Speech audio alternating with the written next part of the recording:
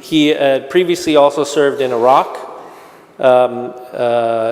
twice, in 2003 with the liberation of Iraq, and then in 2006 he was awarded the Queen's Commendation for his service in Iraq. General Harrison also served in Afghanistan, where he assumed command of the 2nd Battalion of the Parachute Regiment, and we also received the Distinguished Service Order for his leadership. He's also served in Sierra Leone and was appointed a member of the Order of the British Empire for his conduct when he was in captivity. He was actually captured while serving in Sierra Leone. Again, General Harrison, thank you so much for joining us from Korea. And then last but not least, certainly Ambassador Mark Lippert, currently Executive Vice President and Chief Risk Officer for Samsung Electronics. Ambassador Lippert from 2014 to 2017 served as our ambassador in the Republic of Korea. He had also previously served as Chief of Staff to Secretary of Defense Chuck Hagel from 2013 to 2014, and as Assistant Secretary of Defense for Asian and Pacific Security Affairs. And you were also Chief of Staff at the White House on the National Security Council. Mark has also served a very distinguished career in the military. He was an intelligence officer in the United States Navy, where he mobilized for active duty from 2009 to 2011 for service with the Navy Special Warfare SEALs Development Group that included deployments to Afghanistan. In 2007-2008, he also deployed as an intelligence officer with SEAL Team 1 in Anbar Province, Iraq, in support of Operation Iraqi Freedom. And of course, he graduated Phi Beta Kappa from Stanford, played some baseball there, I remember, and also has an MA from Stanford as well. So thank you to the three gentlemen. Thank you so much for joining us today. Thank you for your current and previous service, both to the Alliance and to the U.S. policy in the region. So to begin, I thought I'd start with Mark, if that's okay, and to talk a little bit, before we talk about United Nations Command and sending states, I thought I'd ask Mark to start off by offering us his thoughts on the recently concluded NCG, the Nuclear Consultative Group, that just happened in Korea last week, as well as the port call that we saw that was timed with the opening of the NCG. And I guess first I'd love, Mark, to get your overall thoughts on it, but the question I think is whether these activities that we are seeing now, all derivative of the Washington Declaration, the state visit last April, are really answering the mail on extended deterrence in terms of signaling capabilities and resolve. And of course, it's about signaling capabilities and resolve to two audiences, right? On the one hand, the DPRK, but also, perhaps even more importantly, confidence in by the South Korean ally in U.S. extended deterrence commitment. So, Mark, why don't we start with that, and you can give us your thoughts. All right, thanks, Victor, and a great honor to be here. Thanks to everybody. It's intimidating because literally everyone in the audience could be on the panel and vice versa. Yeah, so it's like the triple graduate seminar at Georgetown. Second, let me just thank KDVA and CSIS. We had a lunch yesterday to get ready for this. Vince Brooks did a great job of sort of walking us through some of the issues. Whenever General Brooks was talking, John Hamre was taking feverish notes. Whenever I was talking, pens went down. So I hope to do better today. Let me just say, I do think on the Washington Declaration, the recent activity with the Ohio-class submarine visiting, I do think it represents a big step forward. And I do think, as you point out, it balances three key goals, I think, especially with respect to the Republic of Korea, but not exclusive to it. One, it begins to address public opinion in South Korea, which was putting increasing pressure on successive governments to do more on this issue. And I think what became very interesting about the public opinion in South Korea is it used to be that you would ask questions about reintroduction or indigenous nuclear capabilities, you would get high polling, 50 to 70%, depending on the poll. You'd start to talk about the costs, and poll numbers would precipitously drop, right, in terms of support. That cascading effects stopped, right? And even with the cost baked in, public opinion started to look more durable and resilient, and I think rightly so, the alliance saw that, being two democracies, adapted, right? And I think adapted adroitly. The other two goals, by the way, non-proliferation, right? You don't want to overemphasize nuclear weapons, right? That's a key goal, I think, of the Biden administration. So you've got takes that into account with all the global equities. And finally, deterrence, right, in terms of sending the strong signal, which Victor mentioned. So all three goals, I think, largely were balanced effectively by the declaration, Washington Declaration. I think the declaration, as I said, is a big step forward, but it is deliberately ambiguous and it is deliberately at a strategic level. You wouldn't want something overly prescriptive at this point. And so implementation, to get to the point, is key. And the visit of the submarine was important. And you're asking me, is it enough? No, there's a lot more that needs to be done. And I would say two buckets where things need to be done is, first, I think, as we are thinking about how to more demonstrably, basically, display the deterrent capabilities, which I think there are creative solutions there, and I think those will unfold. The other part is bringing about the non-nuclear capabilities into the mix, right? Like directed energy, like the things the CSIS report put on that I think have not gotten enough attention in the Washington Declaration publicity, basically. It's that you need a both-and strategy. And then, so I think what you're going to have to see is very careful calibration between military officers, diplomats, politicians on three things. One, how to do the nuclear piece. Two, what other capabilities can augment that and get you out of this conversation that you'll have to trade Seoul for Los Angeles or Seoul for Seattle. If you have directed energy and some other Iron Dome-like capabilities, Arrow, things like that, you know, that gets more, that helps, I think, over time. And as those technologies evolve and roll out, will play a more important role. And finally, I would just say the messaging, right? I mean, you have to, Korea is a country with about 11 to 13 daily newspapers. Right? We have about 3 here in the United States, huge media conglomerates. So getting that piece right of public diplomacy will absolutely critical.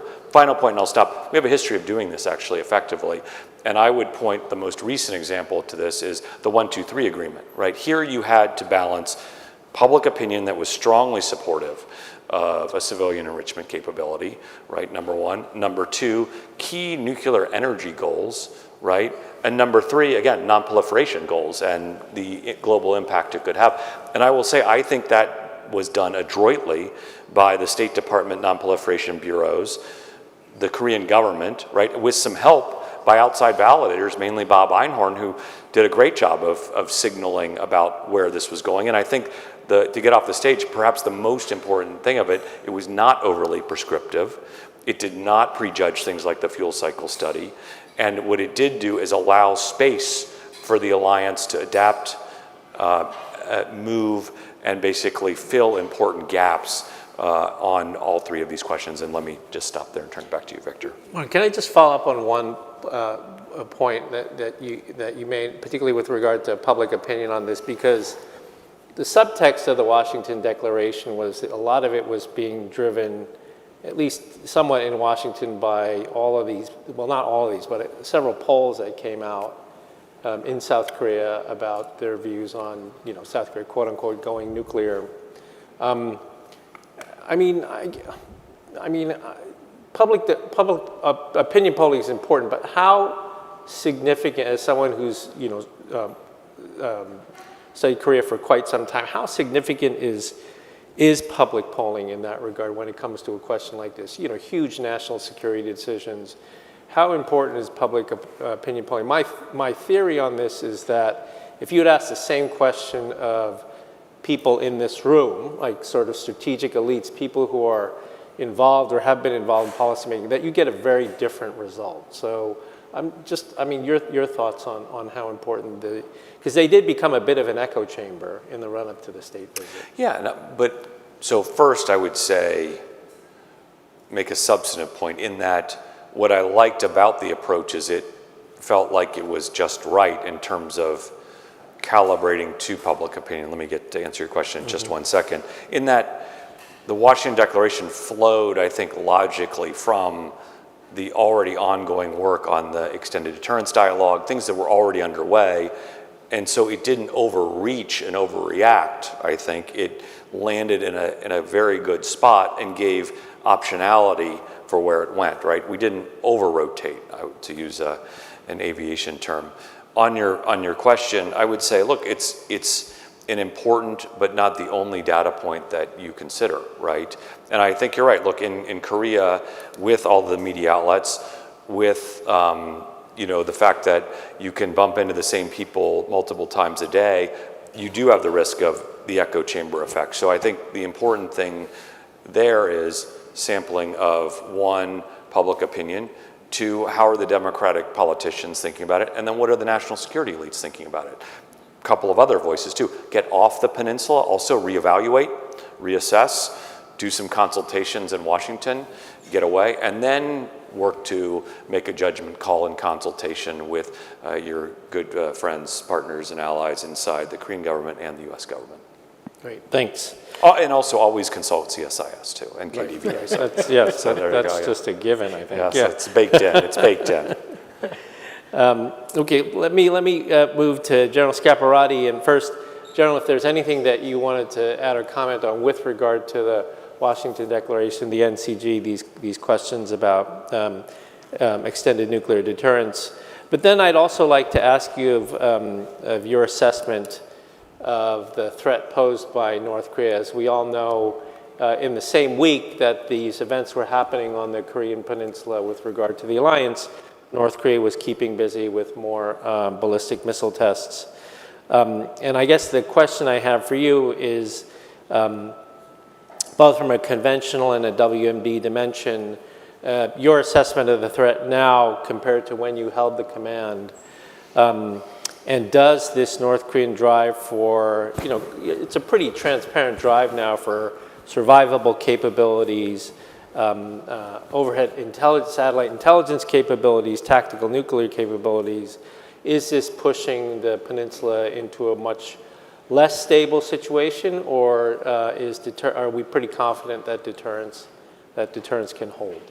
Yeah, thank you, Victor. It's a privilege to be on the board with each of you. I've served with Mark, as you know, when he was the ambassador, and again, I've talked to General Harrison here as well in recent times. So I appreciate to be a part of this great group.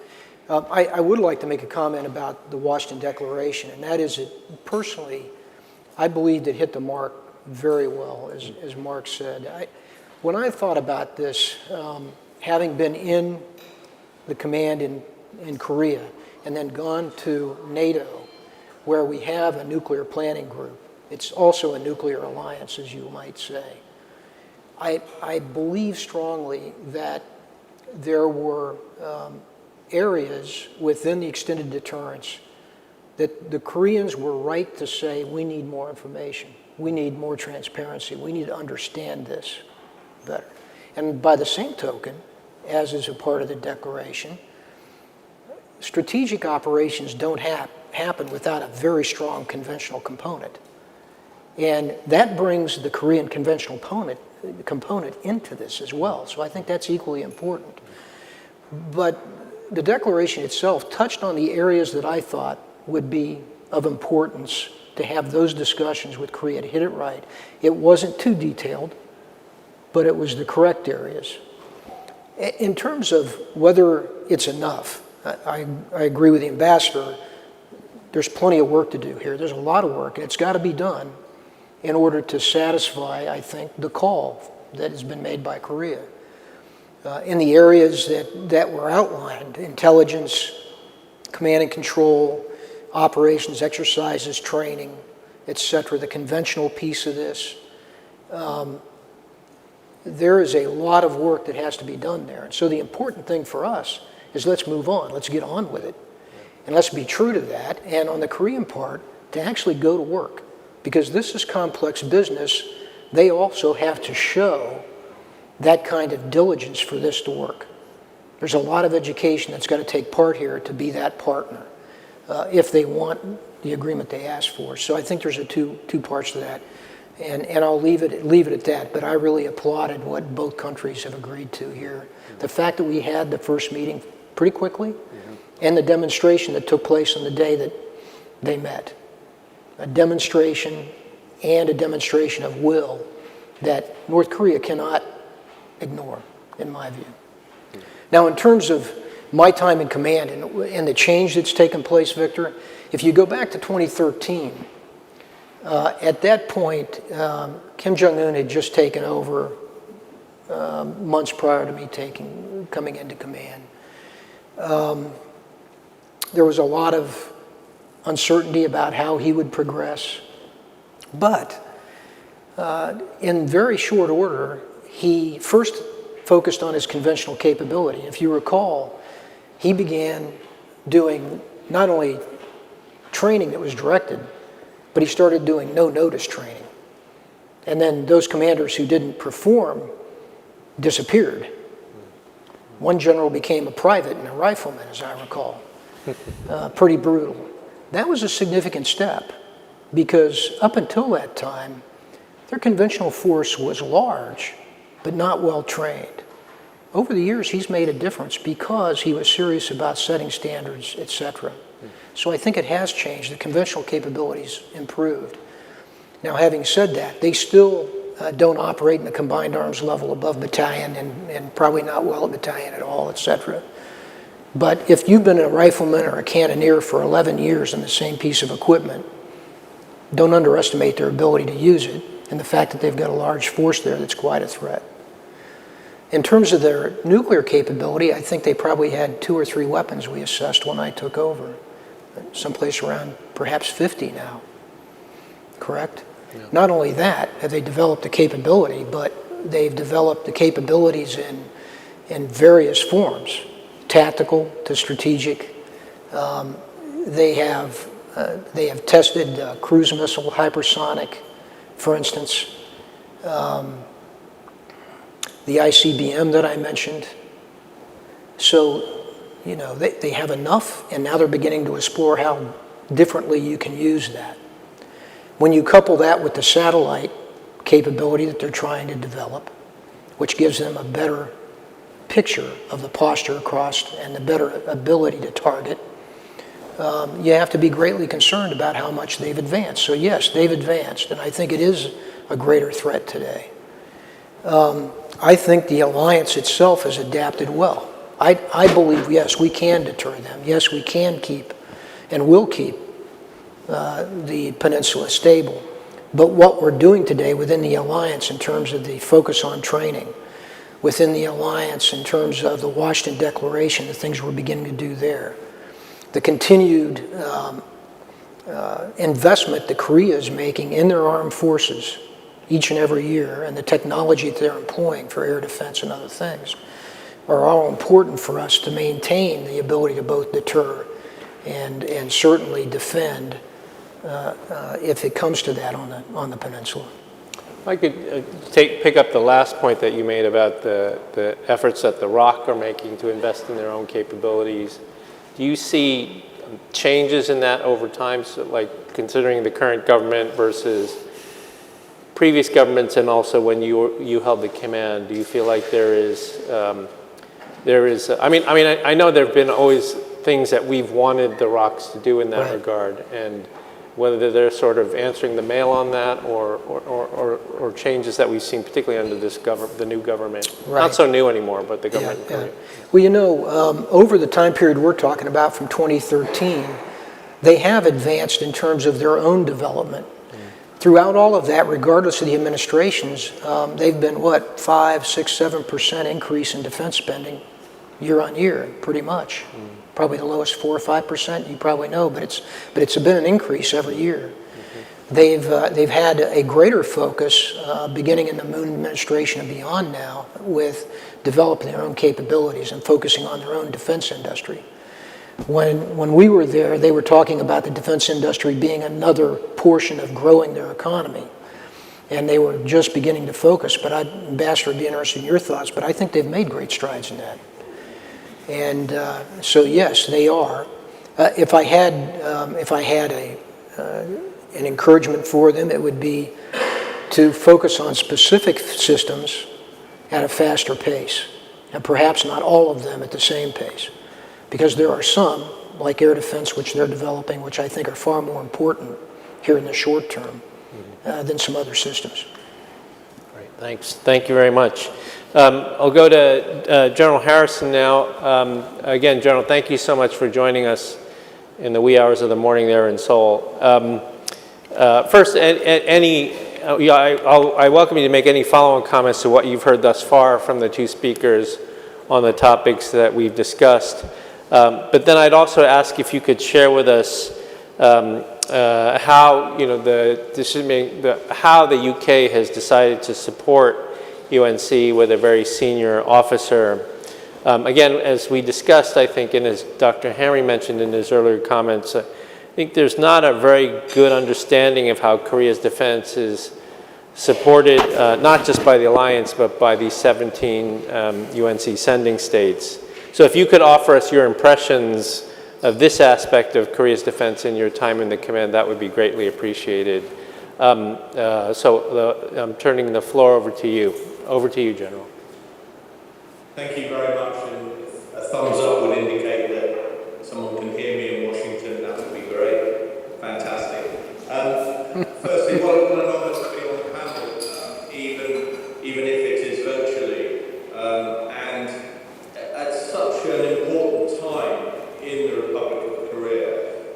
And if I could start just by touching on that. Firstly, yesterday I spoke to a veteran called Michael Woodley, who was up at Panmunjom in the Joint Security Area. And in 1950, he'd come to Korea, and he landed in Busan.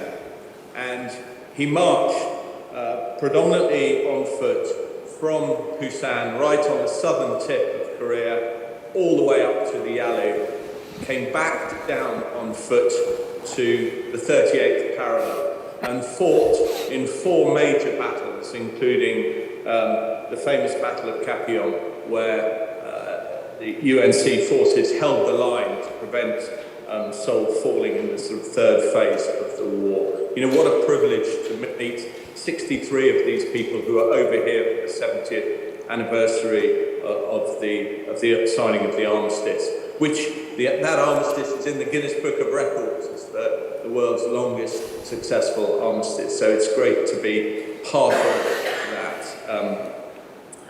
I would say from the discussion so far, it strikes me that the knowledge that exists in the panel and in the audience there today is unique, because the United Nations Command, I have discovered, is so poorly understood globally and poorly understood on the peninsula.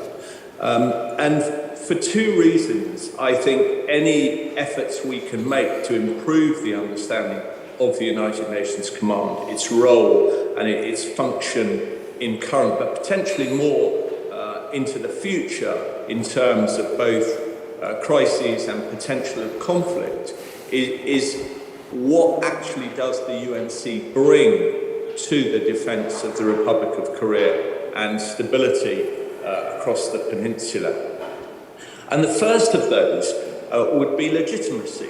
There's much discussion in Washington and in the United Nations Command, but predominantly in Washington and from the US officers here about extended deterrence. And there's an incredible debate that's been going on since my time here about the value of extended deterrence. And deterrence is definitely changing here. So it has moved, in my personal view, from deterring the inflow of real capability into DPRK's arsenal. An arsenal they told the world how they were going to expand at the 8th Party Congress in January 2021. And they are doing it. So in many ways that ship might have sailed, but Deterring DPRK from using that capability is now the absolute aim of deterrence, in my view.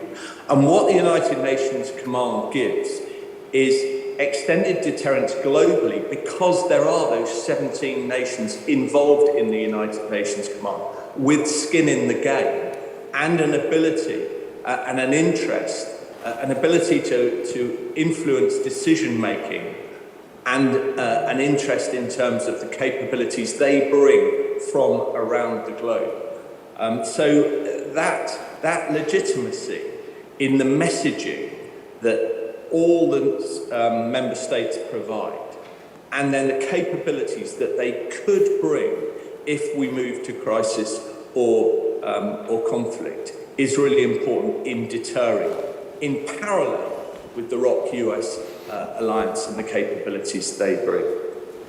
And the second thing that is rarely talked about, but becoming more obvious in the context of the fighting in Ukraine, is the value of strategic depth across all of the instruments of power. But if one looks at how important that strategic depth has been for the Ukraine, and how allies and partners become all of a sudden incredibly valuable, then you can see that actually having 17 nations all with a unified purpose, it could be absolutely vital into the future. Because, and again, I think this is where things have fundamentally changed. The Republic of Korea and the challenges on the peninsula, in my view, have moved with accelerating pace from being a regional problem, some would argue a problem across two countries, but a regional problem, certainly to one that is now global. And whilst the world is distracted by the conflict in the Ukraine and by other threats and competitors in the region, actually the range of weapons that are now in play from DPRK, the quantity of weapons that's been touched on that are now in play, and the ever-improving nature of those weapons means that Washington is in the game physically, as well as just being in terms of what support could be offered in terms of movement of troops onto the peninsula. So that then links back into what General Scaparotti and General Brooks have talked about in terms of the value of Japan and the economic consequences of crisis and conflict on the peninsula becomes ever more important as Asia becomes this powerhouse of the global economy. So things are changing, and are changing quite fast, becoming more important, I would argue. And therefore, I think the United Nations Command and those member states that contribute to it are seeing that, and we're seeing a slow acceleration of interest from the member states into the value of United Nations Command. And that, going back to the question at the start, is the reason that the UK has supported my tenure here. I'm the most senior British officer east of the Suez Canal since the mid-70s. And that in some way indicates a perspective that we're getting from all the member states, who are now showing much more interest in what is going on in North Asia. We are, UNC, exclusively focused on DPRK rather than discussing or training towards actions in other parts of the region. But I think for the member states, it gives them real insight into what's going on into Asia. And it wouldn't surprise me if we saw more and more interest manifesting itself into more and more troops on exercise and potentially greater support physically into the United Nations Command into the future. And I will pause there. And again, thank you for the opportunity to speak today. Thank you, General. If I could just follow up, you mentioned refer to, first, wonderful, thank you so much. That was an excellent answer. You referred a couple of times to increasing interest by member states in UNC. And then you referred to possibly having roles in exercising or things of this nature. I wonder if you could just speak a little bit more to that and talk about sort of the interest, this increasing interest that you have noticed, like where has it come from, in what form has it come, how has it manifested itself? That I think we'd be curious to know more about that. And Yeah, are we off the record? Are we on the record or off the record? What are the? Oh, okay. So yes, so we're all on the record. So yeah. Absolutely. So in terms of training, first of all, there are these two massive exercises, Ulchi Freedom Shield, which is an exercise that runs really from the government all the way down to the components across the command. And that occurs in the autumn, is just about to start over here. And then Freedom Shield, which occurs at all levels below the government level, and that's in the spring. So these are two opportunities which, with the changes in Afghanistan and the reductions in Iraq, give member states an opportunity to train and exercise in real complexity on the peninsula and from their own headquarters in a scenario that changes every iteration, but includes space and cyber and in all the modern aspects of multi-domain operations, which is a rare opportunity. So member states are identifying that and seeing this as one of the few opportunities that exist globally to become involved in an exercise and training of that complexity. And of course that adds to readiness. So that's the first bit internally into Korea. Externally, we've just finished Talisman Sabre in Australia. We are trying to assist ROC forces in their movement into a global training environment. And really, for 70 years, the ROC has been focused on their internal training and training on the peninsula. And it's very hard for them to leave the peninsula because of the ever-present threat. But once they get into training exercises such as Talisman Sabre in Australia, they get to see how warfare has developed since the threat from their country became apparent in 1950, and actually allows them to leap forward in terms of operating in a modern, complex environment. And so we are trying to assist more and more with ROC moving to member states in order to train and get their officers and units to have a flavour of what other member states are doing in terms of preparations for conflict. So those two areas I think are really important in the development into the future of the United Nations Command. Great, thank you. Thank you very much, General. Let me go back to General Scaparrotti and ask you, I mean, and I know that you addressed some of this in your opening remarks a little bit ago, but if you could talk about when you held the command and arriving in 2013, you wore these three hats, but if you could talk about how you saw the role of UNC and sending states in defense and deterrence on the peninsula. And then also, if you could, we'd love to get your thoughts on what John had raised earlier in his opening remarks, that in CSIS we've done a number of these exercises where I guess the question is really what sort of role the UNC sending states can play in a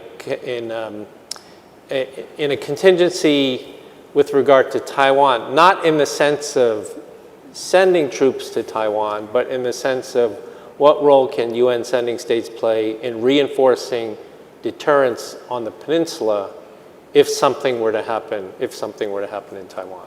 Yeah. Thank you, Victor. Well, first of all, I did give a little lead into this. As I took command, as most of us do, I think your focus is on the alliance. You go into that, you begin exercises right away, etc. The alliance itself is very well organized. I mean, you have, a framework that you work out of with both above and below you. There's established memorandums of operation and how you make decision making. All of those things you get into so that you can exercise them and fully understand and begin to build the relationships you need to build as a commander. And in the course of that, at that time, UNC, with all American, at least dual-hatted officers, I realized as we went into them, one, there's a need for UNC to be more capable beyond the focus militarily on the DMZ and on the military aspect of that alone. And the experience there was, too, that, we had, I think in my time, about 3 major crises. Every one of those pointed to the importance of UNC. An example would be August of 15, cross-border fires and a landmine incident. It was actually UNC officers on the border that were immediately able to glean some of the factual information that even our sensors were not able to give us, a certainty. And their reporting and the trust in their reporting was, in my view, essential information to the ROK minister and others who then went right into negotiations, as you recall, with North Korea. It's always helpful to have the facts. UNC is constantly there, and that was apparent. So those were the things that drove me to try and develop it beyond just a military perspective. The ambassadors there were very responsive. And in those crises, obviously they wanted to know what we knew. How can we help? And from that, we decided, let's begin to meet so that we have a relationship before the crisis. We have procedures with which to inform them. And of course, they then used their diplomatic, economic, and informational capabilities or powers from each of those nations as they saw fit around that crisis that was going on in the peninsula. And then we developed that into being able to use that positively for stability outside of the crisis time. So to your last question, I think there's absolutely opportunity. We exist, the military formations exist in UNC in particular as a mandate to maintain stability on the peninsula, to enforce the armistice. Those 16 other nations, given the other powers outside of the military that they possess, much as General Harrison just said, that's a powerful ingredient. And that can be employed even if Taiwan were to become a crisis, if something were brewing there, in order to maintain stability on the peninsula as well. That's a lot of signaling by a number of countries. And we've seen in Ukraine and others where that's just so important. I didn't finish my thought. We exist to keep the peace, right, in the military. But really it's the diplomacy and those other elements of power that are so important in the advance to actually do that. We're the muscle that supports it, that's it. Interesting. So I want to go to Mark now. Any comments that you would like to make on UNC and the role of sending states in peacetime and in wartime? A number of references have been made to this meeting of the ambassadors of the UN sending states. And then General Harrison's point about legitimacy and strategic depth, right, that the UNC provides to Korea. Over to you. Yeah, these could be all-day questions. Yeah. Well, I feel like I'm the host of Capital Cable now. Like, that's right. That's right.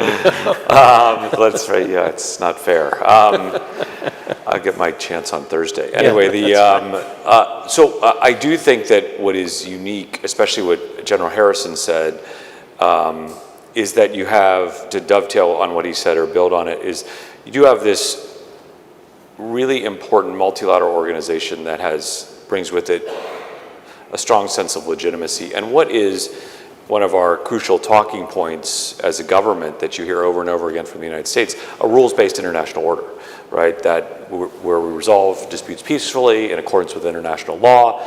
All of that is extant in UN Command, right? And I think that's very important. I think the second thing it does in terms of the ambassadors meeting, look, it's a wide, varied group. It's this, in a way, a relic of time. It's a very interesting grouping. But I think one of the points that has not been touched on is that it enhances understanding of events on the peninsula in a regular way that would not otherwise occur. In that, I agree with General Harrison's smaller point, and maybe broaden it. I don't think the command is well understood. I don't think necessarily events in Korea are well understood beyond the headlines. And here is a forum where, on a regular basis, the U.S., its allies can have this exchange to, if there is crisis, not just have an operational mechanism in place to trade information, but have a foundation of knowledge that I think is important. So I think that's the second thing I would say. I think on, the signaling piece, I would just say, look, they're just, obviously everybody knows this, the paucity of multilateral security organizations in Asia. I think the more you're strengthening that sends a couple of signals. One, how important it is to bring in the importance of Asia and friends, partners, allies working together collaboratively on Asia in an environment that otherwise is pretty ad hoc. And two, I think the other message it sends is that the U.S. does have a long pattern and practice of working multilaterally. So I think those are important concepts. Let me just get off the stage by saying I do think that the issue in terms of, let me just say it this way, what I think is an interesting observation is at a moment, and I just want to touch on General Scaparotti's point about the defense industrial base, where one of the prongs that Korea is using to become a more global security partner is the defense industrial base with deals in Australia, India, Poland, right? And a goal to be, I think, the fourth largest exporter. At that moment of being a more global partner on security terms through many other ways, but in defense industrial, you're inviting the rest of the world in through the UN command. And I think that's an interesting dynamic to see those two mesh. And Victor, back to you. Great. Yes, John.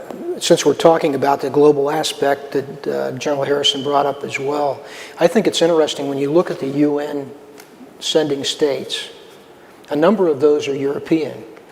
And of the Europeans, only one is not a NATO member, Sweden, who will soon be.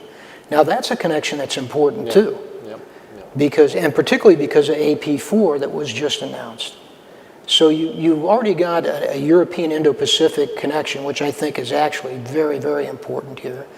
And so all of this it can work together. There's an opportunity here. Yeah. That was actually the next set of questions I wanted to put to the group, and I want to start with General Harrison, but General Scaparotti as well, is that, so all of us, myself included, in the past year have been participating in, at least in my case, groupings I had never participated in before. Like I had never been invited to NATO headquarters before, and and CSIS has done a number of Track 1.5, Track 2 events with different organizations in Europe with regard to Indo-Pacific security. And I guess, so the question to General Harrison is that in your role now, I mean, what we've at least seen is really a closing of what was a pretty wide gap in the Euro-Atlantic and Indo-Pacific theaters. I mean, someone like General Scaparotti is one of those rare people that, served this key position in the Indo-Pacific and then went on to be Supreme NATO commander. At least from a UK-European perspective, General Harrison, what is your sense of the way in which this war in Europe has focused European security minds on obviously very focused on what's happening in Ukraine, but the extent to which that has created much more interest in the Indo-Pacific theater, largely Taiwan, I assume, but also Korea? Yeah, it is undoubtedly shown the risk that exists if there's a conflagration in any part of the world. And again, history tells us the risk of how quickly that can spread across a region, or worst case, across the world. And the United Nations Command, of course, has all the 5 nations of AUKUS in it. It has representation from states as far away as Colombia. It's got P5 members in it. It's got France in it. It's got the UK in it. It's got obviously the US in it. So the capabilities that the United Nations Command could bring or has brought are incredibly powerful. And I think history tends to distort our view of Korea back to the 1950-53 war. And, we think of deforested hills and black and white photos of, incredible courage on mountaintops. But the reality of modern warfare and the stuff that can be switched very rapidly, whether it's space-based capabilities, whether it's cyber-based capabilities, can be flicked around the world to improve capabilities that commanders always need more of. You can never have enough of those capabilities as a threat grows. And therefore, this is an incredible flexible asset, which will also, it also gives the power to the sovereign states within the United Nations Command, because in the end, the commander will ask for, or could ask for, capabilities, and then it goes back to the sending states to answer the call. And the ROC government, I know, are starting is probably the wrong word, are continuing to understand the value of those assets and how quickly they can be born. And it's no longer only about speed of getting heavy armor or whatever capabilities that were relevant in decades past onto the peninsula. It's more about it's more about a collation of capabilities that can generate effect, many of which can be brought to bear very quickly. So I'll pause there. Thank you. Great, thanks. General Mark, do you want to add anything to that? I just think I agree wholly with what he said, and I think that what we've seen in Ukraine is that we live in a connected world, and you can't say it's a regional fight because it has global impact. It'll be true with Korea, Taiwan. The point I would pick up on is this multilateral approach of allies of like mind working together, whether it's in Korea, in the Indo-Pacific, in Europe, is extremely important because, as General Harrison just said, you don't flip a switch and operate in a multinational contingent. It is complex business. And the more that we do this in any of these theaters, and they are the same nations that are doing this, the better we get at that, the more that we understand each other and how we operate, the more likely that our procedures and our equipment will become interoperable. So I think that's an important aspect of this. Well, even if it's just the exchange of observers, that's an important step. And that usually leads then to the force structure being the same. So again, I think these are important steps that are being taken by these countries, whether they're in Europe or the Indo-Pacific. Yep. Just 30 seconds and just say, maybe just to broaden it slightly in terms of non-traditional security mechanisms. Obviously, we're here to talk about, the very, hard security issues. But if you take a grouping that is practiced and well rehearsed on hard security measures, and then General Harrison alluded to a little bit of this, but you can add on the space component, cyber, all the technology issues that are so critical in this geopolitical race we're in across the globe. Global health, right? Things like that. You scratch the surface, and if you've got the militaries and diplomats with cooperative habits in complex, I would say irregular multilateral institutions, it does augur well to help deal with some of these other tough issues. And let me just turn it back to you. Great, terrific. Yep. Terrific. So with that, we're going to move to you all in the audience and give you the opportunity to ask questions of our of our panelists up here. We have folks with mics who are moving around. We'll go to General Sharp first. Who knows a little bit, he knows a little bit about this stuff too. So. Is it on? Yeah. Great, thanks, and really appreciate this great conference and the relationship now between CSIS and Korea Defense Veterans Association. So, when I commanded 2008 to 2011, it's very obvious to me that United Nations Command has grown both in capabilities and stature and importance from what it was when I was in command. When I was in command, the main thing that United Nations Command really did in overseeing the armistice was to do investigations of Waipido or the sinking of the Shannon and other things like that. Right. But the capabilities have greatly expanded, which I greatly applaud. So my comment and question is, so what should be the next steps? What are the most important next steps that are coming up? And, I've got an idea or two, but I would appreciate your all's idea. But before I give my thoughts on one or two ideas, I'm going to expand Dr. Hamre's scenario of North Korea doing something against South Korea of Taiwan to simultaneously Russia doing something with Japan. And so when you look at it from the whole regional perspective, so some of the things that, I see as great progress, and it sounds like from listening to General Harrison, maybe some of these have already got started, for both a deterrent capability and a real fighting capability if something did happen, are more discussions, more codification of what types of capabilities different sending states would be willing to send, can send, depending upon the types of scenarios. General Harrison kind of talked about that. None of that happened when I was there. Just none of that happened. They were there were presence, it was important, but really getting down to, what sorts of things, can you do?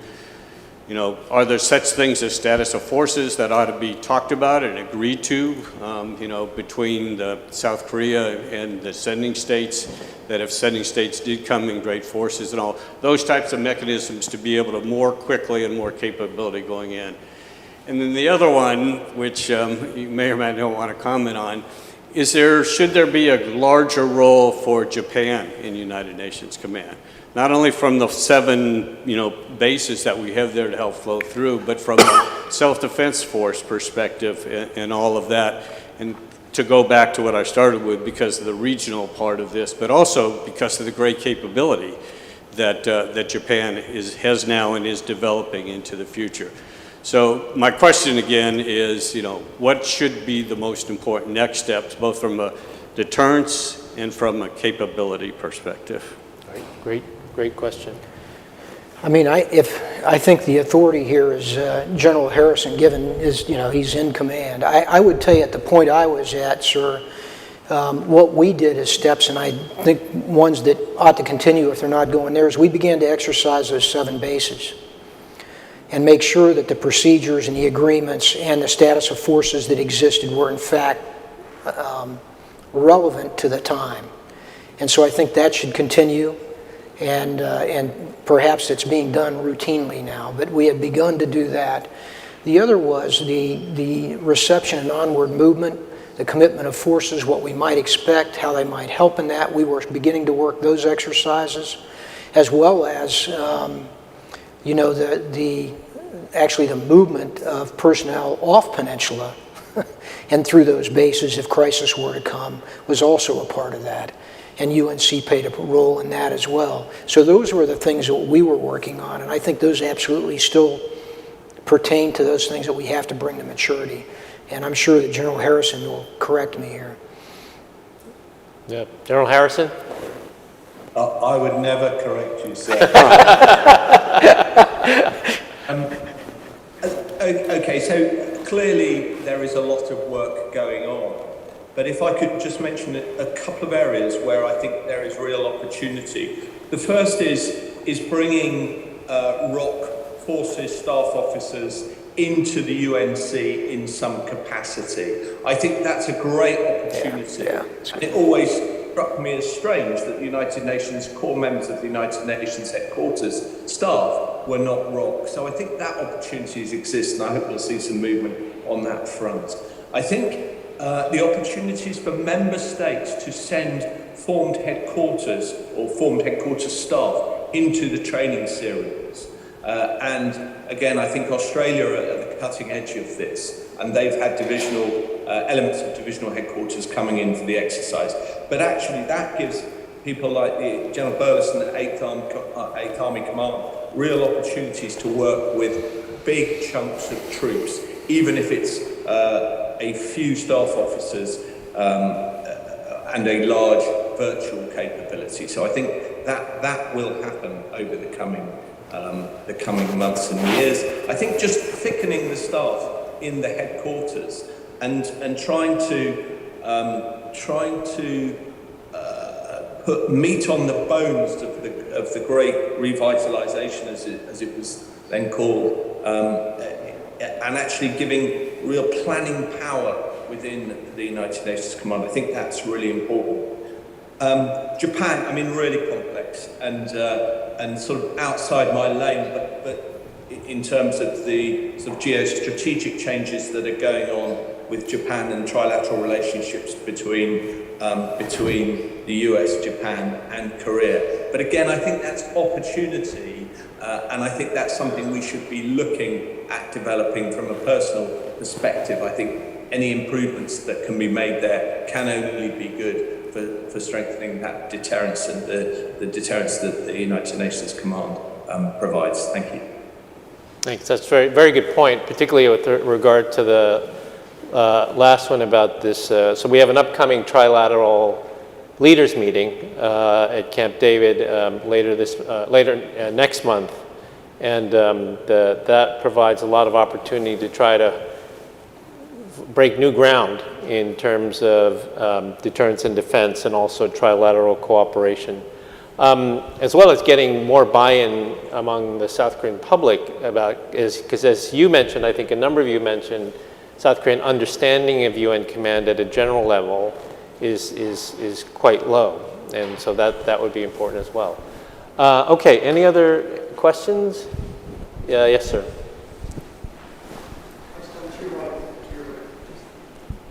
I'm Peter Humphrey, an intelligence analyst and a former diplomat.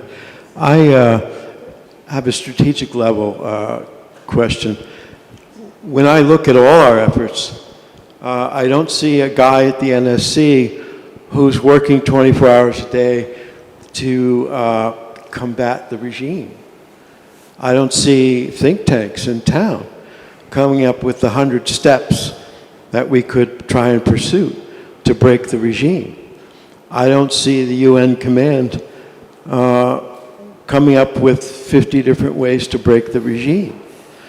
Over and over again, I see no action whatsoever on degrading and breaking this regime. And the current and expanding famine in North Korea would seem to offer an opportunity not seen since the 1990s. So when do we unleash the covert operators?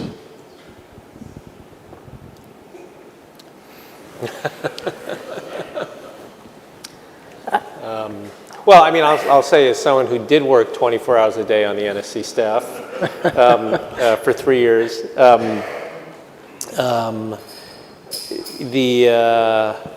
mean, the administration that I worked for was accused of doing that, was accused of wanting to overthrow autocratic regimes all around the world.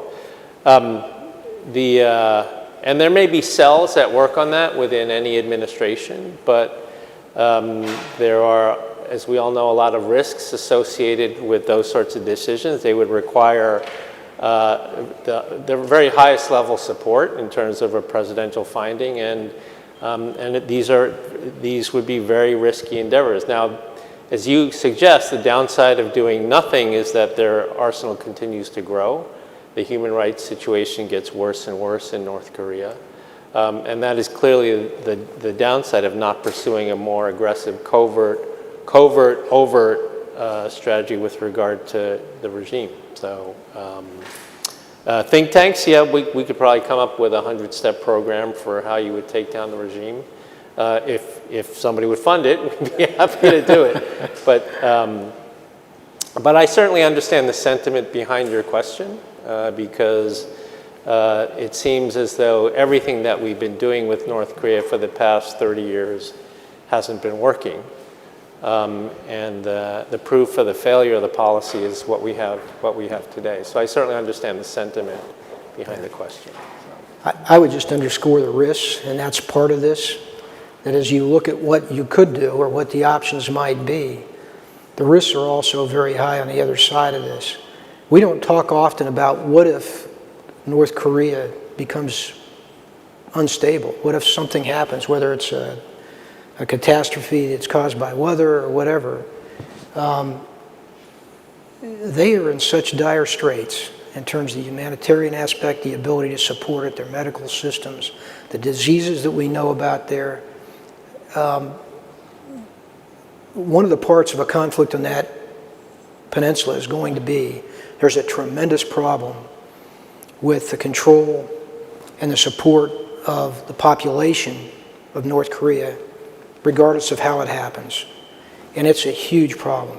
When I was there, having been in Iraq and Afghanistan, my thought was, as I learned about the North and thought about what if we go north, what are our responsibilities with respect to the people, I think it made Iraq look simple. I mean, this is going to be tougher than Iraq, much tougher. And so it's that kind of risk you got to work your way through when you think about what it is we might do. And then I think, too, we should be very serious about understanding that we may not be the one that starts that regime's fall. And then what do we do in the case of that instability? Yes, Steve. Okay, so this is a question for General Harrison and Ambassador Lippert. So, General Harrison, you came on board under the Moon administration, and now under the Yoon administration, there has been an embracing of the United Nations command in the 17 sending states. So I'm not asking for a political opinion, but just your insights on how the Korean government and the Korean people think about and receive the sending states. And then to Ambassador Lippert on the same topic, how can the United States help the South Koreans engage the 17 sending states? Because again, I think the big takeaway from this seminar is that the 17 sending states are there to help. And previous administrations in South Korea didn't always recognize that. So please. Thank you. I might kick off with that first point. Yeah, I had the privilege to work under both the Moon government and the Yoon government, and I would say the relationship with the UNC is certainly different. But the United Nations Command has worked under many different governments over the years, and it's got to be flexible enough to move with the changes in administration. And I hope we've achieved that over the last year and a half under the new government. The opportunities change as the administrations change. And for me, it's about cementing those changes and getting tangible improvements that will stand the slings and arrows of different political perspectives within the Republic of Korea, never forgetting their sovereignty, which of course is so important and is so precious to the government, and absolutely understandably.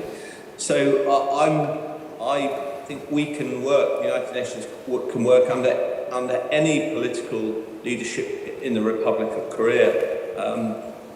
And in some departments, it's more challenging than others. You know, for example, the incredible Ministry of Veterans, Patriots and Veterans Affairs, which are organising a lot of the events to do with the 70th Armistice. I've always had an incredibly strong relationship with the UNC. Other departments, much of it's personality driven, it can be more challenging, but it's what we do, and we will try to seize opportunities and work through challenges.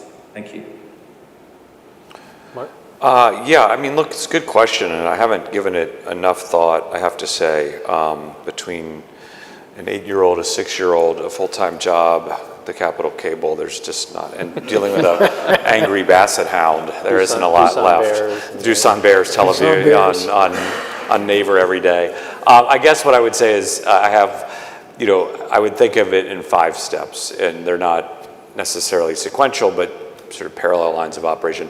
First has been alluded to. I think you got to get the relationship right with the Korean government and UN Command, because I think if you get into this choice between UN Command and the Korean bilateral relationship in other capitals, that's a losing hand on many different levels, right? And the Koreans, you just want to stay out of that. Let me just put it that way in the interest of time.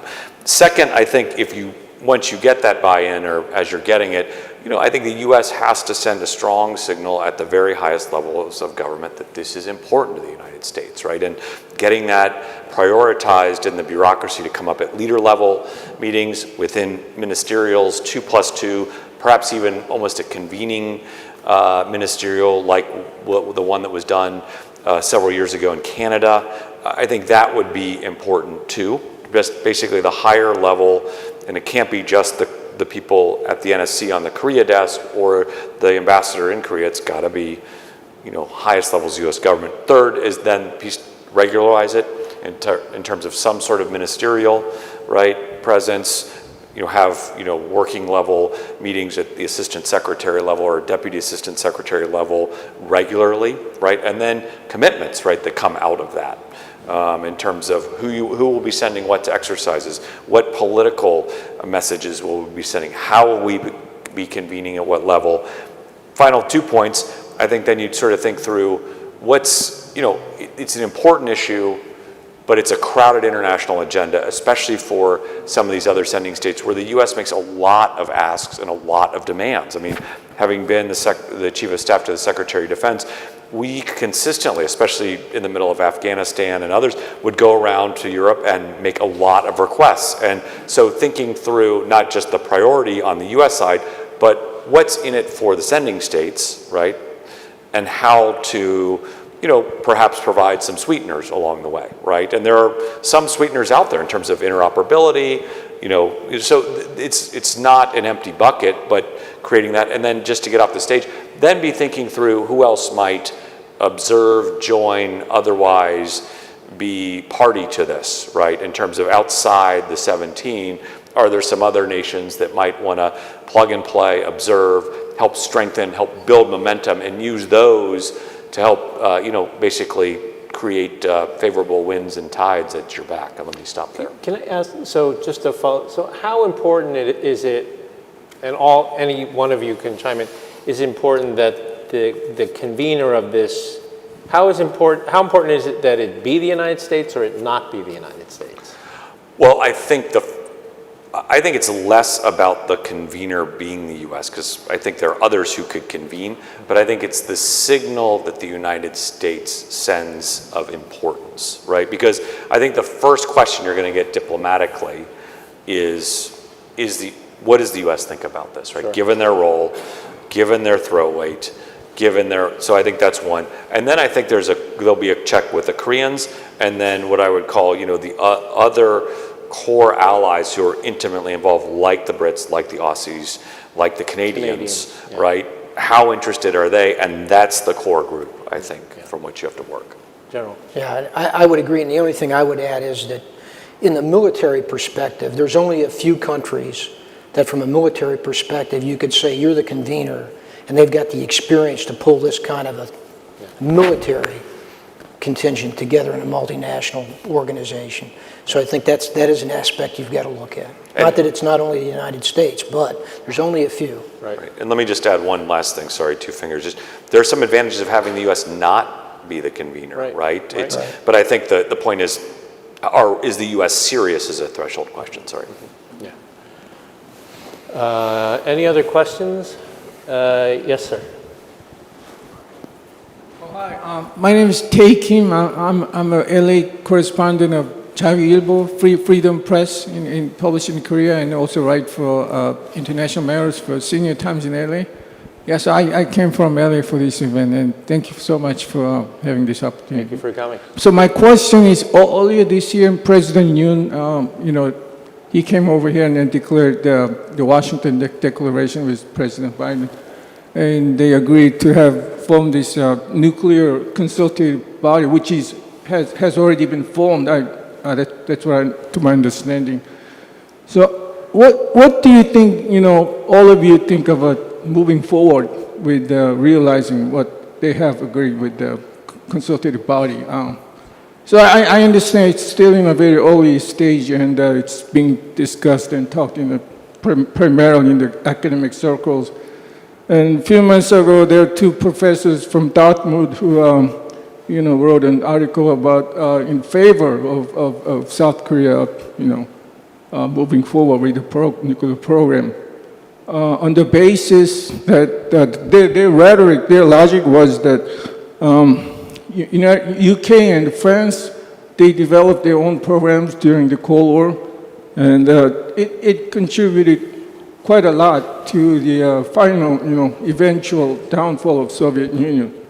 So in that regard, do you, all of you think, the program favorably, or what do you think? I think it's a natural right step forward for South Korea.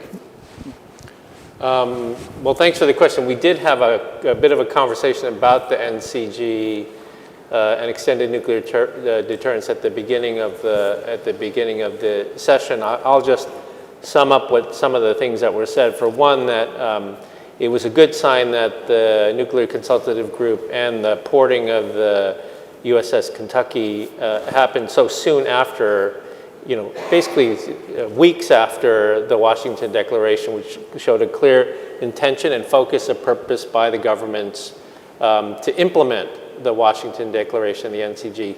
Second, that this NCG happened at a very high level for the first meeting. Senior White House officials, senior YPO official at essentially the Deputy National Security Advisor level. And that also, third, they laid out some very clear work streams in terms of things that we're going to work on, in terms of security information, of information, exercising, interoperability, a whole number of things. So I think, as Ambassador Lippert said, they're off to a good start. I think most of us believe it did answer the mail in terms of both dealing with balancing non-proliferation interests as well as nuclear deterrence interests. But we're not done. There's clearly more that needs to be done in that respect. And speaking personally, I think that the work that the two administrations have done on this, there's been a lot of work behind this, a lot of work to make these sorts of things happen. From the perspective of Hanover, New Hampshire, things may look a certain way, but I think from the perspective of Washington and Seoul, they have to deal with the reality of how to contend with a growing, burgeoning North Korean capability while balancing non-proliferation interests, and I think they've done a pretty good job of that. And I think that's generally been the view in DC all around on both sides of the aisle. So It's fine to knock Hanover, but if you bring White River Junction into it, Vermont, then fighting words from my relatives in Vermont. So I'm joking anyway. So. And I say that with affection because I know both of those authors. They're colleagues of mine. I know both of them very well. I don't agree with them, but I know both of them quite well. Well, I think I want to thank everybody for their participation in this. I want to particularly thank General Harrison for. I assume you're going to continue on with your day. You're not going to sleep at this point, so take another cup of coffee, and we really appreciate very much you joining us. General Scaparrotti, Ambassador Lippert, and all of you, thank you very much. Thank you.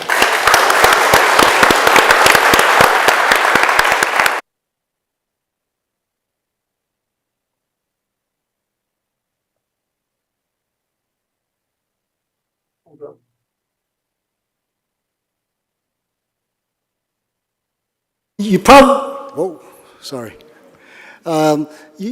probably know that I'm very fortunate to also be the president of the Korean War Veterans Memorial Foundation.